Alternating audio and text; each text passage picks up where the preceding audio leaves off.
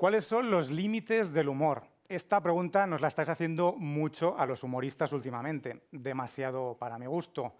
Para responder bien a esta pregunta, antes que nada, habría que consensuar una definición de humor que abarcase todos los tipos de humor, que no son pocos, ¿no? Entonces llegaríamos a una definición de humor muy genérica, muy abstracta, y a continuación tendríamos que hablar de los límites abstractos de esa definición abstracta y llegaríamos a una respuesta posiblemente muy válida, pero que nos serviría muy poco a la hora de aplicarla a las formas de humor más estrechas, más íntimas, más cercanas a nuestro día a día.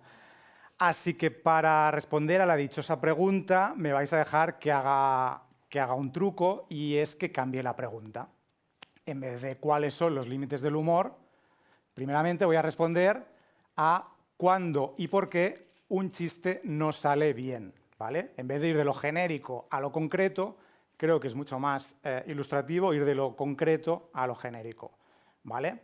Entonces, por ejemplo, un chiste no sale bien cuando el receptor, es decir, el público, los lectores, la audiencia, los telespectadores, como decía, cuando el receptor desconoce los referentes presentes en el chiste. El humorista presupone que tú sí que conoces esos referentes y esto no se da y entonces el chiste falla. Un ejemplo, intentad contarle un chiste de Pokémon a vuestro abuelo. Veréis el resultado, ¿no? Un chiste no sale bien, por ejemplo, cuando el receptor lo interpreta de forma literal, ¿vale? Sin pararse a pensar pues dobles sentidos, ironías, digamos, sentidos más allá de lo literal, ¿no? El humorista presupone que tú vas a estar un poco alerta, ¿no? Que vas a estar en guardia, que vas a captar esos sentidos figurados, esas ironías. Si esto no pasa, el chiste falla. Hay un ejemplo que a mí me parece perfecto, una de las grandes comedias de Hollywood de los 90, que es Starship Troopers, del director Paul Verhoeven. Pues bien, es una película muy incomprendida que si tú, digamos, estás alerta y pillas la ironía, es un alegato antibelicista, pero si te la comes con patatas sin tener ese sentido de la ironía alerta, básicamente lo que interpretarás será un panfleto fascista. Así que, bueno, es uno de esos casos donde estar alerta es bastante importante. Más casos. Un chiste no sale bien cuando requiere del espectador que haga una asociación de ideas muy compleja y en muy poco tiempo, ¿vale? El humorista plantea un rompecabezas, presupone que el receptor va a ser capaz de resolverlo. Si esto no se da, el chiste falla, ¿vale? También se da a la inversa. Un chiste no sale bien cuando el receptor está esperando del humorista mucha más audacia, mucho más ingenio, un giro mucho más sorprendente. Cuando el chiste es muy previsible por parte del receptor, pues ese chiste falla, ¿no? Un ejemplo. ¿Sabes qué? Café, ¿vale? ¿No os habéis reído? No os habéis reído, por supuesto, porque si os hubiese reído significaría que estáis cursando cuarto de parvulitos, ¿vale? Entonces, digamos que eso, cuando digamos, es muy obvio el remate de un chiste, cuando todo el mundo se lo espera, el chiste falla, ¿vale? Otro caso importantísimo. Un chiste no sale bien cuando requiere que el receptor conozca el contexto del chiste y esto no se da. Es decir, al principio hablábamos de los referentes, ¿no? Los referentes están dentro del chiste. Pues bien, el contexto serían todas aquellas circunstancias que rodean al chiste, ¿vale? Que no están en el chiste, pero que hacen falta para entender el chiste. Un ejemplo muy claro, imaginaos que vais conduciendo, ponéis la radio, vosotros nunca habéis escuchado el programa La Competència de RAC1, ¿vale? Y en ese momento se oye la voz de Jep Cabastany. No sé, para los que no conozcáis el programa, se trata de un personaje de ficción muy reaccionario, muy desacomplejado, que dice muchas barbaridades. Tú la primera vez que escuchas eso, sin saber el contexto, que es un programa de humor, etcétera, sin conocer el personaje, bueno, pues te puedes llevar una sorpresa. Igual no lo interpretas como humor, ¿vale? Un chiste no sale bien, por ejemplo, cuando tú como receptor lo percibes no como humor, sino como un ataque a tus valores, ¿vale? Esto pasa mucho en situaciones, pues donde, yo qué sé, estados de opinión, momentos históricos, donde las posturas están muy polarizadas. ¿vale? Entonces, según qué temas, cualquier chiste, digamos que se puede llegar a interpretar como un ataque contra nuestra postura. Entonces, cuando interpretamos que eso es un ataque contra nuestros valores y la persona, el humorista, es alguien que pertenece, dada esa situación de polarización, hablaríamos de trinchera casi, cuando esa persona está en el otro lado de la trinchera, es un adversario, ese chiste seguramente lo interpretaremos como un ataque, ¿vale? Y no nos va a hacer ninguna gracia.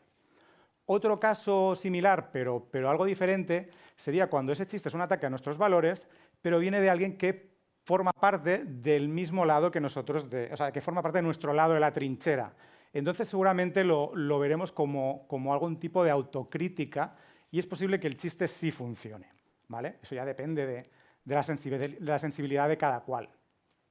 Luego existe un caso todavía más exagerado, parecido a este, que un chiste no sale bien cuando, independientemente del chiste, digamos que el humorista nos genera algún tipo de suspicacia, aunque por lo que está diciendo en el chiste no tiene por qué ir contra nuestros valores, si su persona, si esa persona creemos que es un adversario, seguramente dará igual el chiste que nos cuente, seguramente el chiste fallará, ¿vale?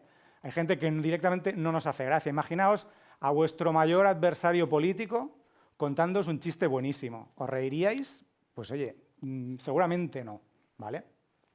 Y luego un chiste no sale bien cuando el receptor no tiene ningún ánimo de reír por circunstancias personales trágicas, normalmente transitorias. Sí que es cierto que mucha gente, digamos, que se sirve del humor para superar sus desgracias personales, pero en general hay momentos en la vida, tragedias personales, donde el humor nos sienta mal, ¿no? Entonces, si el humor en ese momento no toca, el chiste falla, ¿vale?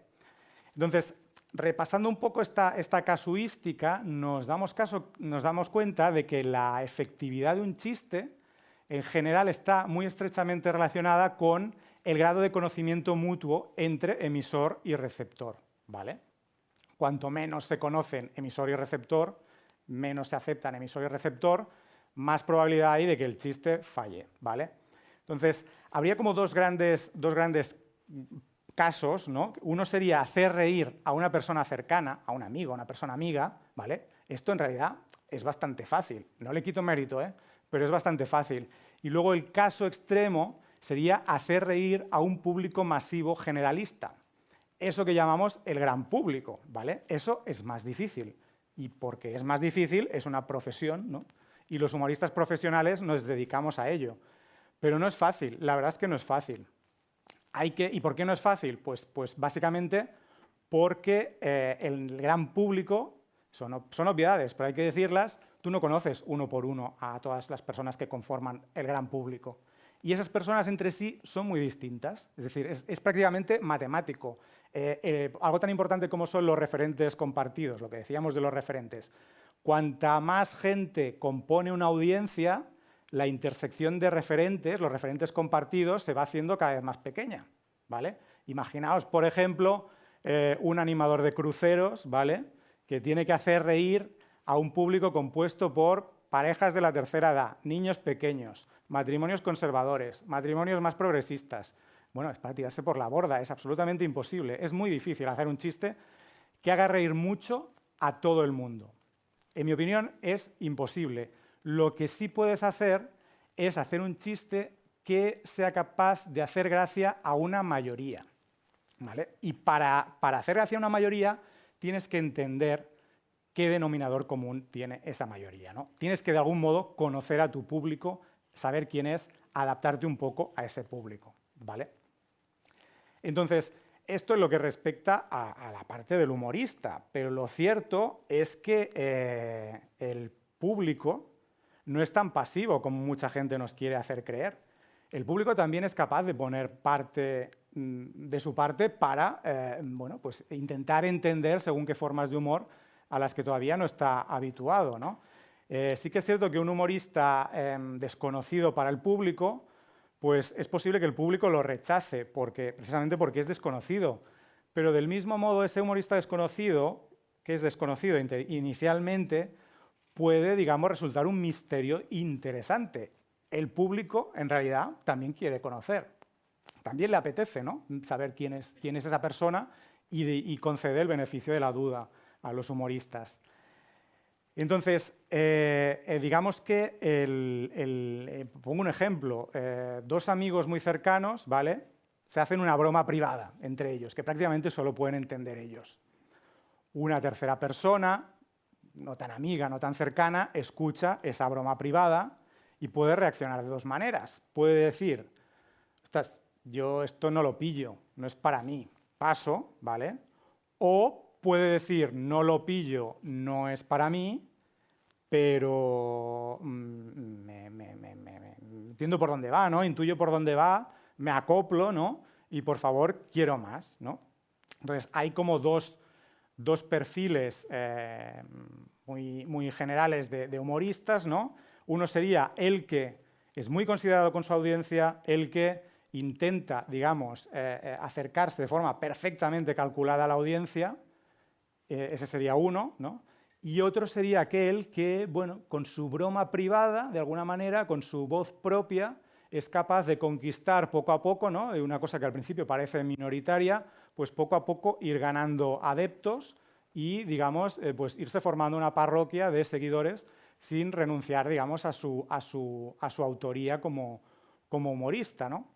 Entonces, normalmente, en el mundo del humor profesional, esta reflexión que estoy haciendo es una cosa analítica a posteriori. En general, lo que los humoristas profesionales hacen es un acercamiento intuitivo, ¿no?, una mezcla de tener tu voz propia que te haga gracia a ti, pero que no solo lo entiendas tú y tus cuatro amigos, ¿no?, que puedas seducir, que pueda gustar a más gente, ¿vale? Entonces, digamos, de algún modo, en este conocerse estaría la clave de todo.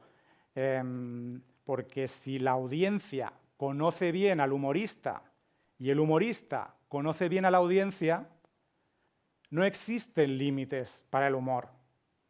En definitiva, los límites del humor son el desconocimiento entre semejantes. El humor es una conversación.